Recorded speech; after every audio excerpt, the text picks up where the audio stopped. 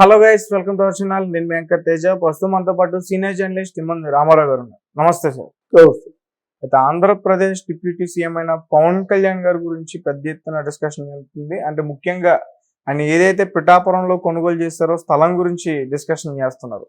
దాదాపు కోట్లలో ఉందని చెప్పేసి అంటున్నారు. కొంతమంది అయితే అంత విలువ లేదు ఆ స్థలానికి చెప్తున్నారు. ఎన్ని ఎకరాలు కొన్నారు, ఆ స్థలం వాల్యూ ఎంత? అంటే పిఠాపురం దగ్గరలో ఉన్నటువంటి ఇల్లిందిరాడ అనే ప్రాంతంలో ఒక 3.6 acres ల్యాండ్ కొన్నట్టుగా ఆయన చెప్పాడు. అసలు పవన్ కళ్యాణ్ ప్రవేశించక ముందు పిఠాపురం చాలా పల్లెటూరు. ఊరంతా కలిపితే ఒక 100 దుకాణాలు ఉంటాయి. పల్లెటూరు కదా, బస్సు కూడా ఎప్పుడో ఒకసారి వస్తుంది వెళ్తుంది. మామూలుగా ఈ సిటీ బస్సులు తిరుగుతుంటాయి కాకినాడకి పిఠాపురానికి అరగంట ప్రయాణం. కానీ ఆ తాలూకు బస్ స్టాండ్ చూస్తే అది ఒక డెన్ లాగా ఉందన్నమాట.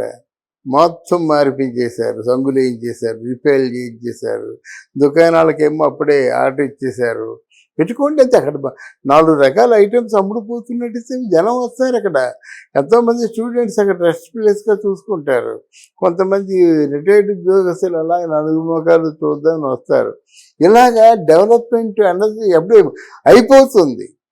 తర్వాత పిఠాపురంలో పవన్ కళ్యాణ్ ఉన్నట్టయితే బాగా అభివృద్ధి చెందుతుంది. ఇప్పుడు 3 మాసాలు 4 మాసాల నుంచి పిఠాపురం మామూలుగా లేదు.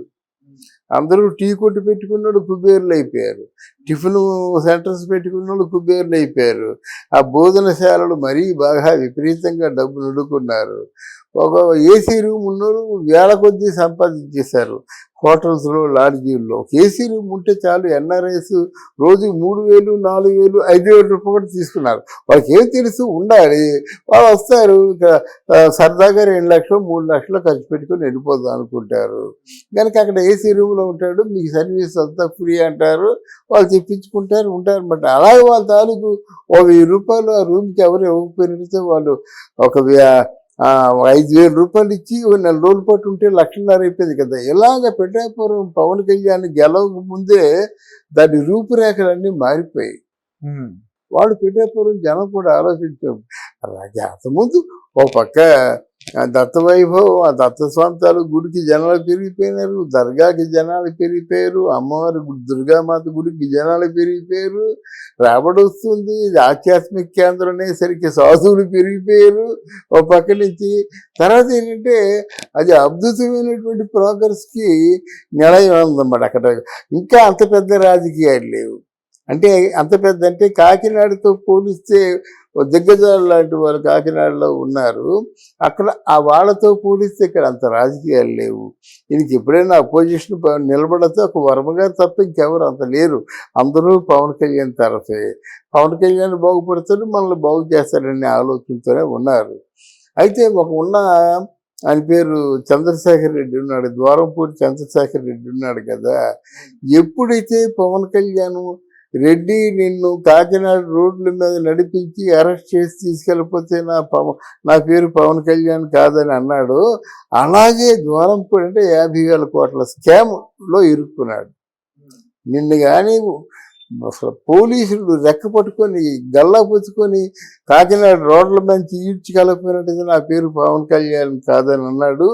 అటువంటి బాగా రాటుదేసినటువంటి ఒక స్కామ్లో ఇరుక్కున్నటువంటి, స్కామ్ చేస్తున్నటువంటి ద్వారంపూడి చంద్రశేఖర్ రెడ్డి గారిని తీసుకెళ్ళిపోయారు. ఒక్కడు వాళ్ళు వెంట రాలేదు. ఎవరికి సరదా అండి జైల్లోకి వెళ్ళి కూర్చోవడం అంటే. అటువంటి మాట అనేసి గడ్డు లేకుండా చేసుకున్నాడు కాకినాడని. వీళ్ళకి ఏదైనా ఆలోచన వచ్చినట్టయితే కాకినాడలో కూడా అమలు చేయొచ్చు. అరగంట ప్రయాణం కనుక కాకినాడ పిఠాపురం కలిసిపోతాయి. మనం రామోజీ ఫిలిం సిటీ ఎన్ని కిలోమీటర్లకి? 45 కిలోమీటర్లు అయినా కలిసిపోయాయి కదా. అన్నమాట డెవలప్మెంట్ చేసుకుంటూ పోయినట్టయితే ఏముంది, 4 పరిశ్రమలు వచ్చినట్టయితే 2 ప్రాంతాలు కలిసిపోతాయి అన్నమాట. అంటే ఓవరాల్గా దీని తాలూకు వాల్యూ బాగా 10 టైమ్స్ పెరుగుతుందని ఆశ అందరూ ఉన్నారన్నమాట. పెరుగుతుంది కూడా. ఎందుకంటే ఒక 3,000 రూపాయలకి ఒక గజం ఉంటే ఎవరు కొనేవారు. దీనికి గజాలేంటే బాబు, సెంట్లు ఎకరాలు చెప్పండి అనేవారు. ఇప్పుడు గజాలకు వచ్చింది పిఠాపురం. 3,000 రూపాయలు గజం. మొన్న నేను చూసినప్పుడు 12,500 రూపాయలు. 15,000, అలాగే 20,000 ఇలా వెళ్ళిపోతుంది అన్నమాట. ఒకటి కొంటే ఒకటి చూసి ఇంకోటి కొనడం పెరిగిపోతాయి బాబు, ఇదే నీకు ధనం, ఇదే నీకు సంపద అని రకరకాలుగా ఉన్న దాచుకున్న డబ్బులన్నీ కొనేస్తారన్నమాట. ఇప్పుడు అమరావతిలో కూడా అంతే కదా అయిపోయింది. అమరావతిలో ఇప్పుడు ల్యాండ్ అందరూ కూడా ఎకరం 10 కోట్లు అన్నారు, ఇప్పుడు పెరిగిపోయింది కదా. 10 కోట్లు కాదు 80 కోట్లు అంటున్నారు కమర్షియల్ ల్యాండ్ అయితే. అలా మాట అంటే వీళ్ళు ఉన్నటువంటి కార్యకర్తలు కానీ నాయకులు కానీ ఉన్న అవసరాన్ని సొమ్ము చేసుకుంటారన్నమాట. సొమ్ము చేసుకుంటారు కాబట్టి రేట్లు అలా పెంచేస్తున్నారు. రేటు పెంచినట్టయితే 10 ఎకరాలు ఉన్నాడు 10 80,000 800 కోట్లు ఎప్పుడు ఆయన సంపాదించాను. అలాగే అమరావతిని మన పిఠాపురాన్ని చూడలేని పరిస్థితి అన్నమాట. పిఠాపురంలాగా ఇంకేది డెవలప్ అవ్వదు. ఇది డెవలప్ అవడానికి బోర్డంత విస్తీర్ణం ఉంది, బోర్డంత స్థలం ఉంది. అటు కాకినాడ వరకు జరగవచ్చు, రెండు కలిపేయవచ్చు. కానీ పిఠాపురానికి మహత్తరమైన భవిష్యత్తు ఉంటుంది. పిఠాపురం ఏంటంటే ఆయన ఓ మాట అన్నాడు, మాట అంటే చేస్తారనేటువంటి ఆశ అందరికీ ఉంది, నమ్మకం ఉంది. నేను భారతదేశంలోనే ఒక మోడల్ నియోజకవర్గంలా నేను తీర్చిదిద్దుతాను అన్నాడు. అంటే చేస్తాడు. ఇప్పుడు ఆధ్యాత్మిక యూనివర్సిటీ అన్నాడు, పెద్ద డబ్బు ఆ ఖర్చు అవసరం లేదు. 100 కోట్లు పెడితే పూర్తిగా పూల మొక్కలతోని వాటితోని భక్తి పారవశ్యం చెందేలాగా చేయగలడు. అప్పుడు పిలిగ్రిమ్స్ వస్తారు, చాలామంది టూరిస్టులు వస్తారు. అందులో కన్నా స్వయంభూ కకుటేశ్వర స్వామి శివలింగం స్వయంభూలింగం అన్నమాట, చాలా ప్రసిద్ధిగాంచిన లింగం. దశస్వామి తాలూకు గుడి, దుర్గామాత గుడి, దర్గా, ఇవన్నీ చాలా ప్రసిద్ధి పొందినటువంటి ఆలయాలు కనుక ఆలయ వైభవం కోసం వస్తారు. ఎప్పుడెప్పుడు వస్తారు? అదే చెప్పాడు కదా, దర్గాలోకి వెళ్ళాను, పావుగంట ఉన్నాను, నా మైండ్ బ్లాంక్ అయిపోయింది, ఏమి కనిపించలేదు, శూన్యం, అది ఆవహింప చేసుకోవడం అన్నమాట అని చెప్పాడు ఆయన. చాలా గొప్ప నాకు ప్రశాంతతని ఇచ్చిందని దర్గా గురించి చెప్పాడు అన్నమాట. ఇప్పుడు ఎందుకండి ఎంతమంది వారాహి అంటున్నారు. ఇప్పుడు వారాహి మన పవన్ కళ్యాణ్ తెచ్చినప్పుడు ఎవరికి తెలియదు కదా, వారాహియా ఏదో తెలియక వరాహి అన్నారు వాళ్ళు. వరాహి అంటే పంది, వారాహి అంటే అమ్మవారు. అందువల్ల ఇప్పుడు వారాహి అంటే అందరూ వారాహి వ్రతాలు, వారాహి దీక్షలు పవన్ కళ్యాణ్ అభిమానులు అందరూ చేస్తున్నారు.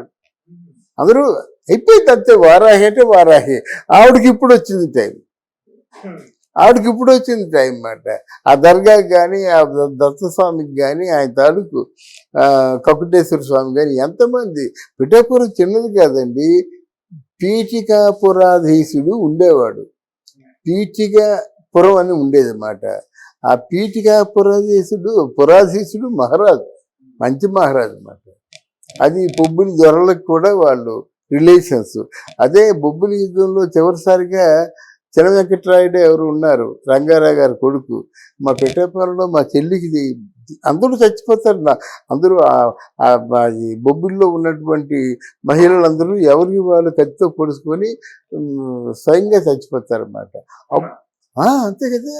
నరసరాయుడు చెప్తాడు, మరి కోటలు పగిలిపోయినాయి, యుద్ధంలో రంగారావు ఊడిపోయాడు, వెంగళరావు ఊడిపోయినాడు, పాపారాయుడు ఇక్కడ లేడు అని నరసరాయుడు చెప్తారన్నమాట. మల్లమ్మాంబ తాలూకా అన్న మహిళలు ఎవరు బయటికి వెళ్ళడం లేదు, ఎవరి మట్టుకు వాళ్ళే బొబ్బులి పౌరుషాన్ని నిలబెట్టండి, ఎవరి మట్టుకు వాళ్ళు చెయ్యి తగలకుండా ఆత్మహత్య చేసుకోమని చెప్పారని ఆ కోటలో ఉన్న స్త్రీలందరూ కూడా పొడుచుకొని చచ్చిపోయారు. ఆ బొబ్బులి మహారాణి మల్లమాంబ కూడా అలాగే చచ్చిపోయింది. వెంగళరాయుడు భార్య మాంచాల కూడా చనిపోయింది అన్నమాట. అందువల్ల బొబ్బులి పౌరుషాన్ని నిలయమైనటువంటి మల్లమాంబ తాలూకు చెల్లి ఉన్న ఇల్లు ఇక్కడ మాకు కాకినాడలో కాలేజీలన్నీ పీఠికాపురాధీశే కదా. PR government high school, PR government junior college, PR government college, ఇవన్నీ పిఆర్ గవర్నమెంట్ కాలేజీలో నేను చదువుకున్నాను. అక్కడ అల్లూరు సీతారామరాజు కూడా చదువుకున్నాడు, అర్నాథ్ కూడా చదువుకున్నాడు. అదొక ఆనందం. అంటే ఏంటి, ఆయన చిన్నవాడు కాదు, చాలా గొప్పవాడు, అటువంటి వాడు పరిపాలించినటువంటి ప్రాంతం అని చెప్పడం కోసం దాని మళ్ళీ వైభవం వచ్చింది మాకు. Okay sir, thank you so much. Thank you అమ్మా.